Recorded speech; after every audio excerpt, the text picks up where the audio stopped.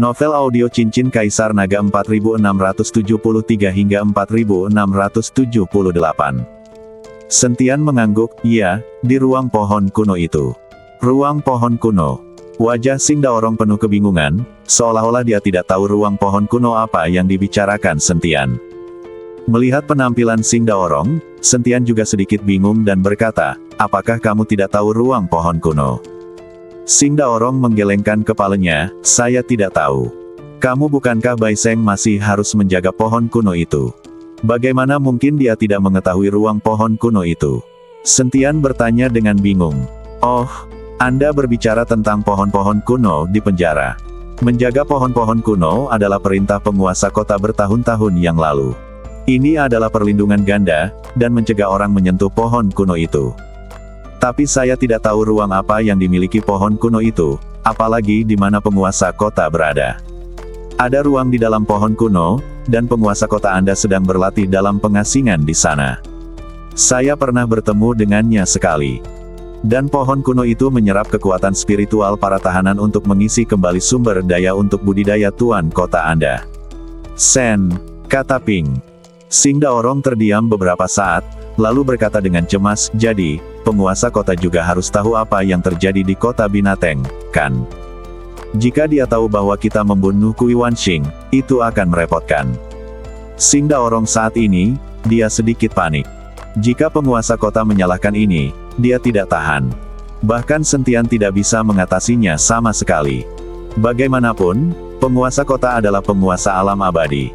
Meskipun Sentian dapat membunuh biksu di puncak alam Mahayana tingkat 9, begitu dia memasuki alam abadi, keseluruhan kekuatannya akan menjadi lompatan kualitatif. Di puncak alam Mahayana tingkat 9, dia hanyalah seorang biksu, tetapi begitu dia memasuki alam abadi, dia menjadi semi-abadi. "Jangan khawatir, saya berencana untuk berbicara dengan penguasa kota Anda besok. Dia seharusnya ingin naik sekarang, dan dia mungkin tidak ingin peduli dengan omong kosong di kota bis. Tuan kota setelah memasuki rumah tuan kota, ini masih sementara. Pelan-pelan, jangan terlalu cemas." Sentian menghibur Sing Daorong dan berkata, "Baiklah, saya akan menunggu kabar baik dari Tuan Sen." Sing Daorong mengangguk. Setelah mengobrol dengan Sing Daorong, Sentian kembali ke kamarnya, berencana untuk istirahat malam yang nyenyak dan kemudian berbicara dengan penguasa kota besok. Jika semuanya berjalan baik, dia berencana untuk meninggalkan kota binatang ini. Lagi pula, dia sudah berada di sini selama beberapa hari. Biarkan Sing Daorong mengelola penambangan urat batu peri. Jika waktunya tiba, Sentian bisa datang dan mengambil batu peri. Adapun pohon kuno, Sentian tidak tergoda. Bagaimanapun, penguasa kota perlu berlatih. Jika Sentian ingin mengambilnya sendiri, dia pasti akan bertarung dengan penguasa kota.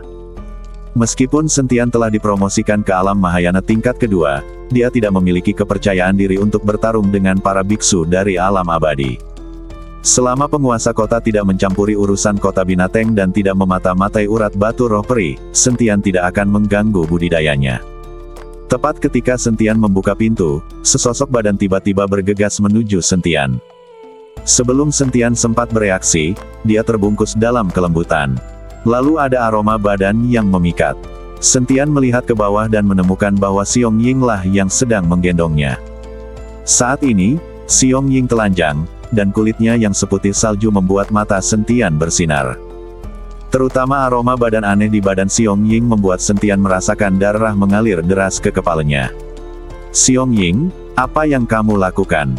Biarkan aku pergi secepatnya," kata Sentian bingung. "Tuan Sen, tolong bawa saya. Saya tahu Anda bukan orang biasa. Anda pasti akan pergi dari sini ketika saatnya tiba. Setelah Anda pergi, apa yang akan saya dan saudara laki-laki saya lakukan? Dengan kekuatan kami berdua, tidak ada cara untuk melindungi diri kita sendiri." Xiong Ying memeluk Sentian dengan erat dan berkata, "Jangan khawatir, bahkan jika aku pergi, aku akan memberitahu Jenderal Sing untuk menjaga saudara-saudaramu. Dengan Jenderal Sing yang menjagamu, apa yang kamu takutkan?" Sentian berkata dengan cepat, "Itu berbeda. Jika Tuan Sen menginginkan saya, maka saya akan menjadi wanita Tuan Sen. Saya yakin Jenderal Sing akan memperlakukan kita dengan hormat. Tetapi jika saya hanya teman Tuan Sen, perlakuannya pasti akan begitu berbeda. Dan aku sangat menyukaimu, jadi tolong miliki aku. Xiong Ying mengangkat kepalanya, dengan air mata berlinang, memohon pada Sentian. Sentian melihat ke bawah pada penampilan menyedihkan Xiong Ying, ditambah dengan kecantikannya yang menakjubkan, Sentian tidak dapat menahannya lagi. Kalau begitu, aku tidak sopan. Sentian mengambil Xiong Ying dan melemparkannya ke tempat tidur. Malam makan malam musim semi bagaikan bunga persik.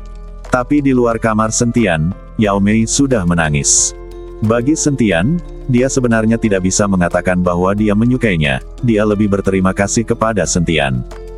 Tapi wanita memang seperti ini, mereka punya keinginan kuat untuk menang.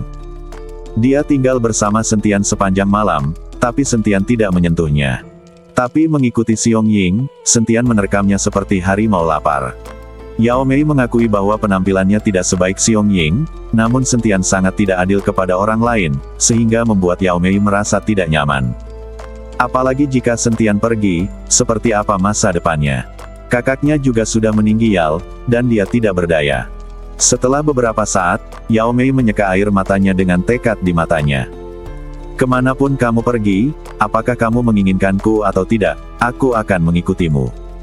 Yao Mei pasti akan mengikuti Sentian kemanapun Sentian pergi, dia akan mengikutinya. Bagaimanapun, aku sendirian, jadi aku tidak takut pada apapun. Setelah memikirkannya, Yao Mei berbalik dan kembali ke kamarnya. Ketika Sentian membuka pintu, Yao Mei sudah tidak ada lagi di halaman, jadi dia tidak tahu bahwa Yao Mei telah mendengarkan di luar sepanjang malam. Setelah menemukan Xing Daorong, Sentian mengikuti Xing Daorong ke penjara. Dengan Xing Daorong mengikuti mereka memasuki penjara dengan lancar. Kemudian Sentian datang ke pohon kuno itu. Kemudian, saat dia membelai pohon kuno itu dengan tangannya, kesadarannya memasuki ruang pohon kuno itu. Kali ini, percakapan dengan penguasa kota menjadi sangat menyenangkan. Saya tidak tahu apakah penguasa kota telah menyelidiki Sentian, tapi dia tetap sopan kepada Sentian. Selain itu, penguasa kota juga bersedia menyerahkan posisi penguasa kota kepada Xing Daorong. Seluruh kota Binateng akan dikendalikan oleh Xing Daorong, dan satu-satunya permintaannya adalah menjaga pohon kuno ini. Sentian juga menyetujui permintaan penguasa kota. Jika Xing Daorong menjadi penguasa kota, maka seluruh kota Binateng akan menjadi kekuatan Sentian. Meninggalkan ruang pohon kuno, Sentian memberitahu Xing Daorong apa yang dikatakan penguasa kota, yang membuat Xing Daorong hampir mati karena tertawa. Pada hari itu, perintah penguasa kota menyebar ke seluruh kota Binateng. Tuan kota yang sudah bertahun-tahun tidak saya temui sebenarnya mengeluarkan perintah tuan kota saat ini. Perintah tuan kota adalah menyerahkan posisi tuan kota kepada Xing Daorong. Ketika Yan Xuangying melihat perintah tuan kota ini, dia terkejut, tapi ini adalah keinginan tuan kota, dan dia tidak berani melepaskannya. Setelah menangani semuanya, Sentian berencana meninggalkan kota Bis, dan mendapatkan senjata ajaib seperti kompas dari Xing Daorong untuk meninggalkan kota Bis. Dengan benda ini, Sentian dapat dengan bebas masuk dan keluar dari kota Binateng. Ketika Sentian memasuki kota Binateng, dia juga dibawa masuk oleh Na Zhanglao dengan benda semacam ini. Setelah mengucapkan selamat tinggal kepada Xing Daorong, Sentian mengucapkan selamat tinggal kepada kakak dan adik Xiong Kuo. Ketika dia ingin mengucapkan selamat tinggal kepada Yao Mei, dia menemukan bahwa Yao Mei tidak ditemukan. Sentian tidak terlalu memperhatikan, lalu meninggalkan Xing Mansion dan berjalan keluar dari kota Bis. Tapi tidak jauh setelah meninggalkan kota Bis, dia merasakan seseorang mengikutinya. Sentian sedikit mengernyit, dia tidak bisa membayangkan siapa yang berani mengikutinya saat ini. Siapa yang mengikutiku? Keluar. Sentian berhenti dan berkata dengan dingin. Sekarang Sentian sangat percaya diri, dia tahu bahwa siapapun yang mengikutinya, dia tidak bisa menjadi lawannya. Di seluruh Beast City, bahkan Xing Daorong dan yang lainnya bukanlah tandingannya, apalagi yang lain. Saya melihat sesosok badan mungil berjalan keluar dari balik pohon. Yao Mei, kenapa kamu mengikutiku? Sentian bertanya dengan kaget saat melihat Yao Mei yang keluar. Aku ingin mengikutimu, kemanapun kamu pergi, aku akan mengikutimu. Adikku sudah meninggal, aku tidak punya saudara lagi. Kata Yao Mei pada Sentian. Jangan ikuti aku. Itu terlalu berbahaya. Tetaplah di Beast City. Aku sudah menyuruh Jenderal Singh untuk menjagamu dengan baik. Kata Sentian pada Yao Mei. Aku tidak peduli, aku akan mengikutimu. Aku tahu kamu tidak menyukaiku. Aku tidak secantik Xiong Ying, tapi aku bertekad untuk mengikutimu. Aku akan pergi kemanapun kamu pergi. Jika kamu berpikir aku menghalangi, sekarang kamu bisa menamparku sampai mati. Aku hanya akan menyerah jika aku mati, jika tidak, jangan pernah berpikir untuk meninggalkanku. Kata Yao Mei dengan mata tegas. Melihat mata tegas Yao Mei, Sentian hanya bisa menghela nafas tanpa daya. Oke, kamu boleh mengikuti, tapi aku tidak akan menyelamatkanmu jika kamu dalam bahaya. Lebih penting bagiku untuk menyelamatkan hidupku sendiri.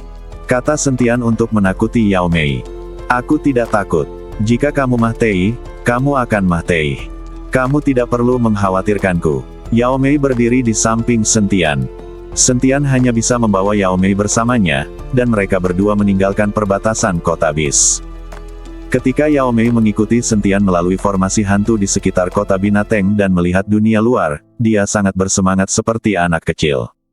Sentian membawa Yao Mei langsung ke kota Nguguk, tapi Ji Yun masih menunggunya di kota Nguguk. Sentian akan bertemu dengan Ji Yun dan berangkat dengan pesawat. Markas besar aliansi penyegel iblis. Setelah mengalami apa yang terjadi di dinasti Xiao, Zhuo Tianzeng menjadi lebih jujur. Saya memberikan persembahan 100 tahun, tetapi saya tidak berani menimbulkan masalah pada Sentian. Saya menghabiskan sepanjang hari di aula utama tidak berlatih, tetapi hanya makan dan minum, dan seluruh badan saya terlalu banyak berpikir. Tapi hari ini, ketika Zhuo Tian sedang duduk di aula utama berlatih, tiba-tiba sesosok badan perlahan masuk ke aula utama. Kamu kutu kupret, tahukah kamu bahwa aku tidak boleh mengganggumu saat aku sedang berlatih? Zhuo Tianzeng membuka mulutnya dan mengutuk. Di Demon Ceiling Alliance, tidak ada yang berani untuk tidak menaatinya. Sebagai pemimpin aliansi, dia masih memiliki hak ini. Tapi sosok itu sepertinya tidak mendengar kutukan kemarahan Zhuo Tianzeng, dan masih berjalan ke arahnya. Ketika dia semakin dekat, Zhuo Tianzeng mengerutkan kening karena dia menyadari bahwa orang di depannya adalah sesuatu yang tidak dia kenali. Siapa kamu? Zhuo Tianzeng memandang pemuda berbaju putih di depannya dengan waspada. Pemuda itu juga memegang pisau di tangannya, dan bilahnya memancarkan cahaya dingin. Mampu memasuki aula utamanya dengan tenang, dan tidak ada seorang pun yang berjaga yang melakukan gerakan apapun. Zhuo Tianzeng tahu bahwa kekuatan pemuda di depannya pasti luar biasa. Apakah Anda Zhuo Tianzeng, pemimpin aliansi penyegel iblis? Pemuda itu memandang Zhuo Tianzeng dan bertanya. Benar, siapa kamu? Zhuo Tianzeng terus bertanya. Bawa aku ke Xiao Huangchao untuk mencari Sentian. Kata pemuda itu. Mendengar bahwa dia sedang mencari Sentian, Zhuo Tianzeng sepertinya memikirkan sesuatu. Dia segera berdiri dan bertanya, apakah kamu dari aula ke-10? Pemuda itu hanya mengangguk sedikit dan tidak berbicara. Melihat ini, Zhuo Tianzeng buru-buru turun dengan ekspresi hormat. Menghadapi orang-orang dari aliansi penyegel iblis, dia adalah pemimpin aliansi, tetapi menghadapi orang-orang dari istana ke-10, dia hanyalah seekor guguk. Dinasti Xiao adalah. Zhuo Tianzeng ingin memperkenalkan dinasti Xiao. Bagaimanapun, dia melihat dengan matanya sendiri bahwa Tuan Xi telah memperpanjang keberuntungan dinasti Xiao selama ribuan tahun, yang sama saja dengan melindungi dinasti Xiao. Terlebih lagi, Zhuo Tianzeng telah melihat kekuatan Tuan Xi dengan matanya sendiri. Sekarang orang-orang dari aula ke-10 pergi ke dinasti Xiao untuk membalas dendam pada Sentian, bukankah itu sama saja dengan mencari kematian? Namun sebelum Zhuo Tianzeng selesai berbicara, pemuda itu hanya menatap Zhuo Tianzeng dengan dingin dan ketakutan dengan apa yang dia katakan selanjutnya.